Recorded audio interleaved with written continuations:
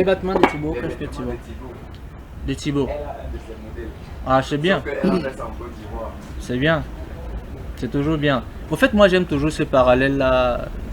Something happen around. Moi j'aime toujours ça. Et à chaque fois, toute la jeune équipe là te dit non, il faut arrêter. Bonsoir. Bonsoir.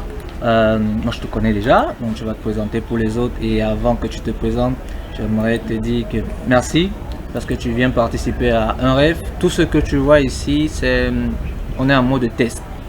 Donc je suis en train d'implémenter quelque chose. Et quand je dis je, c'est que je suis pas seul. Je ne préfère pas dire nous parce que chacun est là, sont des individualités. Landry, j'ai bossé avec lui en télé, on part déjà pratiquement à 6 ans. Il a été mon réalisateur, mon régisseur et tout, donc il me connaît un peu. À chaque fois, il me charrie. Et en matière de streaming, c'est ses qualités. Il a sa petite structure qui fait essentiellement dans sa streaming et production. Il y a Brice, le jeune homme là, il est en train de faire les tours là, au musée. Lui, il est calant en matière son. Et puis tu as Rosine qui gère le webzine, parce qu'à la base on a un webzine. Et je me suis dit, en tant que passionné de radio, comment est-ce que je fais pour ramener la radio? Je n'ai pas encore les moyens pour me prendre un émetteur. Je me dis, ok, avec le digital, je vais essayer. Je me renseigne, je vois ce qu'il faut. J'achète ça. Et puis on essaye de piquer un fil ici, piquer un fil là. Donc tout ça, c'est encore en mode blind test. Et franchement, ça me fait chaud au cœur de quelqu'un qui a l'expérience que tu as, d'accepter de venir prendre part à ce test. Les autres, ils allaient un peu tourner. J'ai ton CV grâce à Laurentine. Donc si moi je commence à le répéter là, on va dire bon, toi tu connaissais déjà tout. Je laisse le soin que tu te présentes. Et même si je le fais en disant félicitations encore une fois de plus pour le trophée, parce que c'est avec ça que je t'ai accueilli en disant est-ce qu'ils seront prêts à nous remettre le trophée. Tu as dit non, il faut d'abord qu'on arrange la FECA Foot et tu avais raison. Ah ben, merci à vous. Merci de me recevoir sur le plateau. Je veux déjà commencer pour vous dire qu'il n'y a pas de petit commencement. Tout à l'heure, vous étiez en train de dire qu'il a sa petite structure. Il n'y a pas de petit commencement. Surtout dans les médias, aujourd'hui avec l'ouverture que nous offre Internet, dites-vous qu'on vous voit partout. Donc ce que vous avez décidé de proposer est déjà grand. Donc je vous dis félicitations, je sais ce que c'est. Et le matériel et tout ce qui parle autour de la diffusion, je sais ce que c'est. Je suis Tanguy Blais, producteur des médias, réalisateur, ingénieur culturel et entrepreneur. Je suis directeur d'une structure de communication. Oui. Je ne vais pas dire d'un groupe média parce que nous avons un groupe média. Et en même temps, l'expérience que j'ai acquise dans les médias, j'ai travaillé à la télévision nationale, j'ai travaillé chez Afrique, j'ai travaillé, de parler un peu plus fort, le son, ok. Donc j'ai été à la télévision nationale, j'ai été chez Vox Africa, j'ai été à CBC One en Afrique du Sud. Et tout ce cumul d'expérience-là m'a permis de mieux apprécier l'environnement. Oui. Ce qui fait qu'aujourd'hui, je m'engage et dans la communication de l'audiovisuel.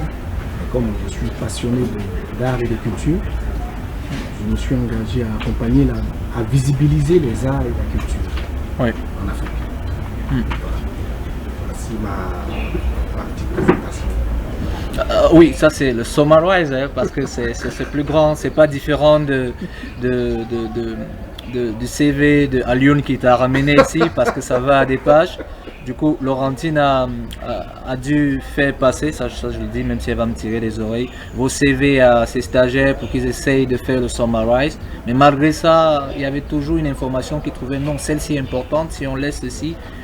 Comment est-ce qu'on fait pour se maintenir lorsqu'on sait que la Côte d'Ivoire aujourd'hui est calquée dans un grand modèle? Si vous posez la question à la plupart des amis ici, il y a 2 destinations, Côte d'Ivoire, Sénégal. Mais maintenant, j'aimerais avoir votre retour. Il y a quelques semaines, je crois au mois de mai, lors du Salon international de l'audiovisuel au Cameroun, aussi à Douala, j'ai échangé avec Yves Dembella où il disait que c'est aussi bien que tu aies un avis d'un Ivoirien? Parce que là, tout le monde rêve, tout le monde dit ok, la Côte d'Ivoire ça se passe bien, les animateurs, et tous, c'est au top. Comment est-ce que chez vous ça se passe là-bas? Non, mais il faut dire aussi que aujourd'hui, avec l'évolution, avec Internet, qui nous ouvre sur le monde, les consommateurs audiovisuels sont devenus plus exigeants. Ce qui fait que il y a plus d'engagement, il y a plus de sérieux dans les productions. Nous sommes plus exigeants envers nous-mêmes en fonction de ce que nous proposons. Il y a 20 ans en arrière, les plateaux de télé en Côte d'Ivoire n'étaient pas ce qu'ils sont aujourd'hui. Oui. Parce qu'on a tous été influencés par les plateaux de télévision en Europe. Et donc il y a eu une volonté là de lever les niveaux. Et avec le privé qui a mis la pression sur le public, tout le monde s'y est mis. Donc les professionnels, de façon individuelle, à leur niveau, ont pris conscience qu'il fallait lever le niveau. Donc si le professionnel qui travaille à faire fonctionner un média élève son niveau, du coup ça impacte le rendement du média. C'est exactement ça. Et donc, de niveau élevé à niveau élevé, il y a une saine concurrence qui s'installe, mais... J'aime bien ces propos, une saine concurrence. Si, il y a la concurrence, mais elle est tout sauf saine. Là, je t'assure. Elle est tout sauf saine, je te prends car moi j'assume mes propos. Je m'appelle Junior King Ondoa et à chaque fois ça fait certains aînés me disent non, parfois il faut te calmer parce que vous avez vu à l'ouverture de l'événement, il y a des confrères qui sont venus, mais qui, si te voient ici là, ils passent. Vous voyez jusqu'où, or chez vous c'est tout le contraire. Moi c'est une belle transition parce que quand j'ai lancé le prix Cultura, qui n'est pas forcément la dimension des grands prix francophonie des médias, c'est pareil, mais moi c'est limité à la Côte d'Ivoire. J'ai approché Yves qui est un grand frère que je connais depuis longtemps. Et quand je lui ai présenté le projet, il a dit tout de suite, je t'accompagne, je te soutiens, je t'ouvre mon réseau pour que tu puisses véritablement mettre en route ton projet. Il n'y a pas de difficulté entre les devanciers et les plus jeunes qui viennent derrière. Alors nous on a la chance d'être au milieu. Il y a nos devanciers, nous faisons la transition entre la génération qui vient là. Donc c'est pareil. On a reçu d'eux, on essaie de donner à ceux qui sont derrière. Et je précise à ceux qui ont l'humilité de vouloir apprendre. C'est aussi cela. Il faut avoir l'humilité de vouloir apprendre. Quand tu as l'humilité de vouloir apprendre, les devanciers n'ont aucun problème à te donner des petits tips et des petits topos. C'est comme ça que les choses fonctionnent. Et voilà, parce que c'est bien parce que tu as mentionné l'Afrique du Sud. Moi, à la base, j'ai une formation anglo-saxon, donc je connais un peu comment ça se passe.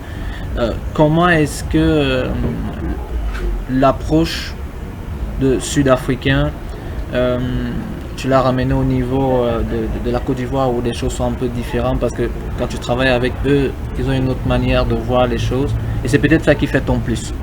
Alors, je vais donner une expérience. En Afrique du Sud, j'ai travaillé sur le projet The Voice. Donc The Voice Afrique francophone, l'édition 2020. Nous étions deux réalisateurs. Il y avait un réalisateur sud-africain et moi.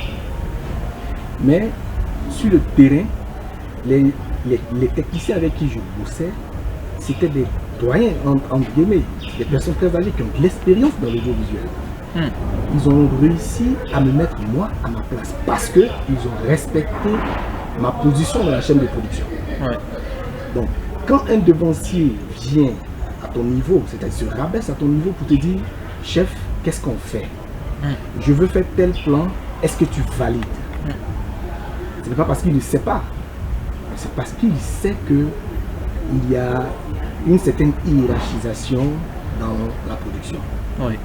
Et donc, il faut déjà respecter les postes clés dans la production. C'est très important. En même temps, il faut savoir que on est ce qu'on est parce qu'il y a des techniciens autour de moi. Donc tout le monde met la main à C'est une chaîne. C'est toute une chaîne. Et moi j'ai appris cela. J'ai appris que il faut respecter la chaîne. Et respecter la chaîne, c'est mettre chacun à sa place. Ouais. C'est simple. Une petite anecdote. J'ai fait pratiquement près d'un an, 8 mois, 1 an. À un moment donné, je disais, mais est-ce que... J'ai vu une des doyennes directrices de production. Je lui ai dit, est-ce que le temps que je suis en train de perdre ici, est-ce que je peux pas faire une petite formation pour avoir un petit diplôme? Moi, ça ne me dérange pas. Et vous savez ce qu'elle m'a dit? Elle m'a dit, mais tu veux faire une formation pourquoi? Avec tout ce que tu fais, avec tout ce que tu as coordonné ici, tu veux faire encore une formation? J'ai dit, mais oui. Je perds le temps, ça me plairait quand même d'avoir un certificat. Oui. Et tout de suite, elle s'est dit, ah ok, je comprends, tu es francophone. La compétence dans un pays anglophone n'a rien à voir avec le pays. Il regarde ce que tu sais faire. Il faut amener les gens à être concrets dans ce qu'ils savent faire. C'est tout. Moi j'ai encore ton sourire en fond parce qu'il y a une story que Claudie a partagée. Ah ouais! Je ne sais pas si tu te rappelles de cette story où il disait qu'au fait, voici le mec avec qui il ne faut pas blaguer ici. Parce que quand il faut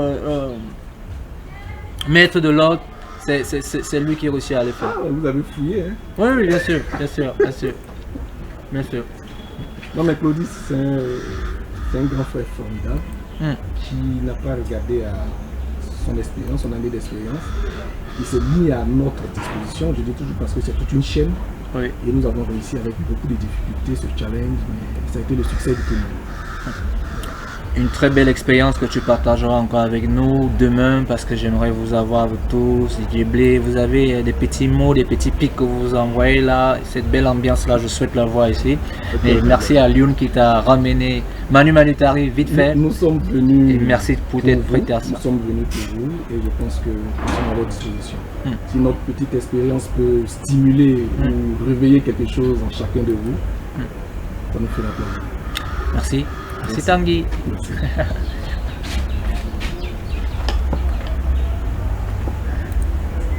Merci.